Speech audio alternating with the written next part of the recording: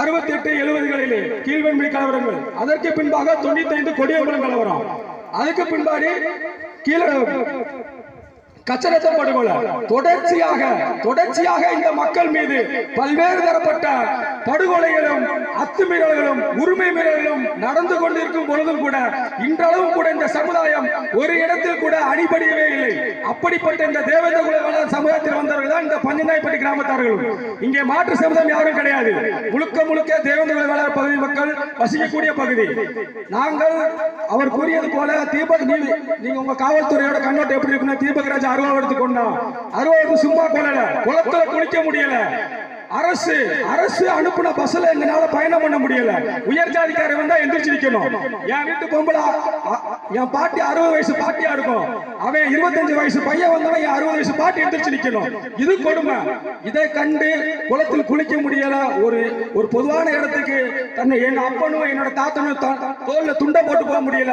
இதெல்லாம் பார்த்து இந்த ஜாதி கொடுமைகள், இந்த ஜாதி அநீதிகளுக்கு எதிராக தான் ஆயுதம் ஏந்தியவர் தான் அண்ணன் தீபக் பாண்டியன், அண்ணன் தீபக் முத்துப்பாண்டிய போன்றவர்கள். அவர்கள் ஆயுதத்தை ஏந்தி இந்த சமுதாயத்துக்காக விடுதலை அடைந்தார்கள். எங்கள் தலைவர் சொன்னது போல 3 இடத்திலே மிகப்பெரிய ஜாதிய கொடுமைகள் கட்டமைப்புகள் கட்டமைக்கப்பட்டு கொண்டே இருந்தது. ஆனால் இவர்கள் பண்ணனை போன்றவர்கள் ஆயுதம் ஏந்திய பின்புதான் அதற்கு ஒரு தீர்வு கிடைத்தது. ஆனால் அவர் எங்களுக்கு இறுதியாக சொன்ன வார்த்தைகள், இறுதி காலகட்டங்களே அவர் வாழ்ந்த இறுதி காலம் என்கிட்ட சொன்னது என்னன்னா, இல்லைண்ணே ஆயுதம் தீர்வு ஆகாது. அவர் சொன்ன ஒரே விஷயம், வருத்தப்பட்ட விஷயம், இதை காவல்துறை நன்றாக புரிந்து கொள்ள வேண்டும். ஏனென்று சொன்னால், நாங்கள் அவர்கள் கொள்கையை பின்பற்றுகிறவர்கள், அவர்களை படத்தை செவத்திலே வரைந்து பிளெக்ஸாக மாட்டிவிட்டால் அவர்களைப் போலவே ஆயுதம் ஏந்துவோம் என்று நீங்கள் நினைக்க வேண்டாம். அதை விடவும் பேராயுதம் நாங்கள் கல்வியை இந்த மக்களுக்காக ஏற்படுத்தி கொடுப்பதற்காகவே இந்த நூலகத்தை நாங்கள் தொடர்ந்திருக்கிறோம். ஆனால் உங்களுடைய பார்வை என்னவாக இருக்கின்றது? இவர்களும் அவர்கள் பின்னால் செல்வார்கள், இவர்களும் அவர் பின்னால் பால் எடுத்து செல்வார்கள். அந்த எண்ணத்தை நீங்கள் முதலில் மாற்றிக்கொள்ள வேண்டும். அதற்கு ஆணித்தரமாக ஒரு முன்னோட்டமாக தெளிவாக சொல்ல வேண்டும், ட்ரெய்லர் மாதிரி தான் இது. நாங்கள் அந்த ஆயுதம் ஏந்திய பாதைகளில் நாங்கள் பயணிக்கவில்லை. நாங்கள் பயணிக்க வேண்டிய பாதைகள் வேறு. அதைத்தான் எங்களுடைய தலைவர்களும் எங்களுடைய கட்சியினுடைய முக்கிய பொறுப்பாளர் எங்களுக்கு வழிகாட்டுகிறார்கள். அவர் சமுதாயத்துக்காக போராடினார், அவரும் ஆயுதம் ஏந்தினார். அவர் ஆயுதம் ஏந்திருப்பதற்காக நாங்கள் ஆயுதம் ஏந்துவது என்பது தீர்வல்ல. நாங்கள் ஆயுதம் ஏந்த கூடாது என்பதற்காகவே எங்களுடைய மக்களை, இந்த இளைஞர்களை நல்வழிப்படுத்தும் நோக்கத்தோடு இந்த படிப்பை எடுத்திருந்தோம். நாங்கள் பண்ற தவறு என்னன்னா, நீங்க சொன்ன மாதிரி நேற்று அச்சுறுத்துறீங்க, நாங்க சீல் வச்சிருவோம், நீங்க அவ்வளவு கட்டளை போட்டீங்க. ஃபர்ஸ்ட் என்ன பண்ணீங்க, பேர் எடுக்க சொன்னீங்க, எடுத்தோம். போட்டா வலிக்க சொன்னீங்க, அழிச்சிட்டோம். ஓகே, அரசு இடம், நீங்க வார்த்தை சொல்லி ரெவென்யூ டிபார்ட்மெண்ட் அரசு அதிகாரத்தை நீங்க பயன்படுத்தக்கூடாது. வேற எங்கதான் நாங்க பயன்படுத்துறது? எங்களுக்கு இந்த அரசு எதுக்கு இருக்கு? இந்த அரசு கட்டிடமும் எதுக்கு இருக்கு? மக்களுக்காகத்தானே இருக்கு. ஏன் மக்கள் யாரும் எதிர்க்கலையே? ஏன் மக்கள் யாரும் இதை எதிர்க்கல? என் மக்கள் எல்லாம் வரவேற்கிறாங்க. எல்லார் மக்களும் ஒன்று கூடி வரவேற்று இந்த நூலகம் கண்டிப்பா திறக்கப்பட வேண்டும்ன்றாங்க. உங்களோட கோரிக்கை என்ன?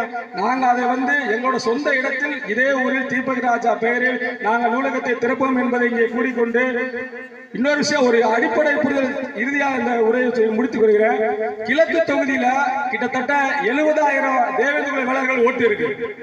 ஆனா இங்க எம்எல்ஏவான மூர்த்தி ஒரு மாற்று சமுதாயத்தை சேர்ந்தவர்.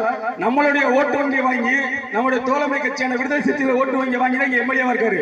ஆனா அவரோட முதல் நோக்கம் என்ன? கடைசி நேரத்துல மீன் கடை அவருக்கு சொல்றாரு நாத்து அடிக்குதுன்னு சொல்லி. மீன் கடை எப்படி சொல்றாரு? நாத்து அடிக்குன்னு சொல்லி. ஒரு அடிப்படை வாழ்வாதார பிரச்சனை, அது அவருக்கு பிரச்சனையா இருக்கு. பாலமேடுல ஆண்டாண்டு காலங்காலமா நம்மளுடைய மரபு சார்ந்து, நம்மளுடைய மண் சார்ந்து, நம்மளுடைய கலாச்சாரத்தை பெருமைப்படுத்துற விதத்துல பாலமேட்டுல ஜல்லிக்கட்டுல காலை தேவேந்திர குல வேளாளர் மஞ்சமலை கோயில் காலை அவிழ்க்கப்படும் என்பதை கூட அவர்கள் பேரளவில் கூட அவர்கள் காதல் கேட்பதை அவர்கள் விரும்பவில்லை. அப்படிப்பட்டவர்களுக்கு வரும் தேர்தலில் தக்க பதிலடி கொடுத்தால் மட்டுமே இந்த தேவேந்திர குல வேளாளர்கள் மக்களின் கையில் அரசியல் அதிகாரம் இருக்கு என்பதை அவர்களுக்கு புரிய வைத்தால் மட்டுமே நம்மளுக்கான தீர்வு கிடைக்கும், நமக்கான விடுதலை கிடைக்கும். இதில் உங்களை அனைவருடைய மனதில் ஏந்தி வேண்டும். ஏந்தி நிச்சயமாக 2026 தேர்தலில் பதிலடி கொடுக்க வேண்டும் என்பது இங்கே நான் உங்களுக்கு கூறிக்கொள்வதில் கடமைப்பட்டுள்ளேன்.